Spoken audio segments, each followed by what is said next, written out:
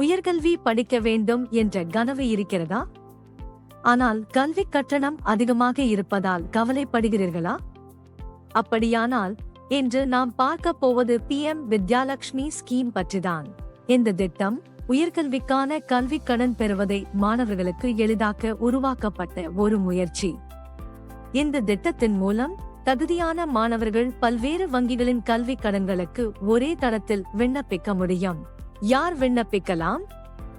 இந்திய குடிமகனாக இருந்து அங்கீகரிக்கப்பட்ட கல்லூரி அல்லது பல்கலைக்கழகத்தில் உயர்கல்விக்கு சேர்க்கை பெற்ற மாணவர்கள் விண்ணப்பிக்கலாம். இந்தியாவிலும் வெளிநாட்டிலும் படிப்பவர்கள் தகுதி பெறலாம். இந்திய குடிமகனாக இருந்து அங்கீகரிக்கப்பட்ட கல்லூரி அல்லது பல்கலைக்கழகத்தில் உயர்கல்விக்கு சேர்க்கை பெற்ற மாணவர்கள் விண்ணப்பிக்கலாம். இந்தியாவிலும் வெளிநாட்டிலும் படிப்பவர்கள் தகுதி பெறலாம். இந்த திட்டத்தின் முக்கிய நன்மைகள் என்ன?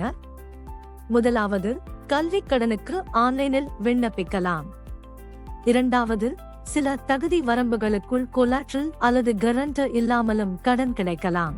மூன்றாவது, ப்ராசஸிங் ஃபீ இல்லை என்று சில திட்டங்களில் குறிப்பிடப்பட்டுள்ளது. நான்காவது, வட்டி விகிதம் 6.90% முதல் தொடங்கலாம். மேலும் தகுதியான குடும்பங்களுக்கு வட்டியில் அரசு உதவி கிடைக்க வாய்ப்பு உள்ளது. என்னென்ன செலவுகளுக்கு கல்வி கடன் பயன்படுத்தலாம்?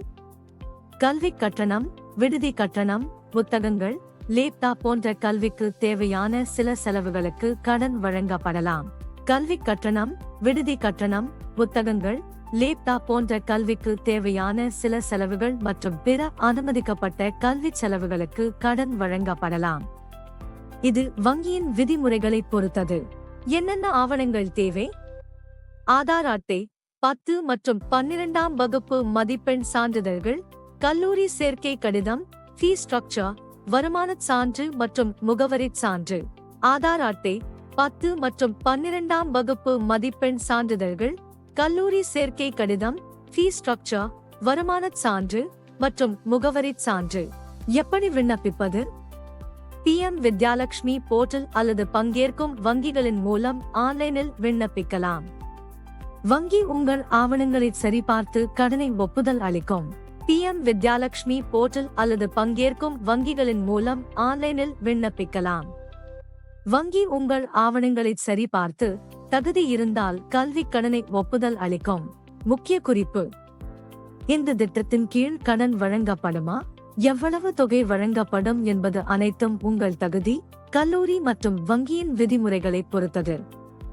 விண்ணப்பிக்கும் முன் நிபந்தனைகளை கவனமாக படியுங்கள். இன்றைய தகவல் உங்களுக்கு பயனுள்ளதாக இருந்தால் இந்த வீடியோவிற்கு ஒரு லைக் கொடுங்கள், ஷேர் செய்யுங்கள்.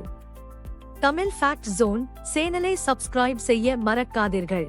நான் உங்கள் ஆயிஷா. அடுத்த வீடியோவில் மீண்டும் சந்திப்போம். நன்றி.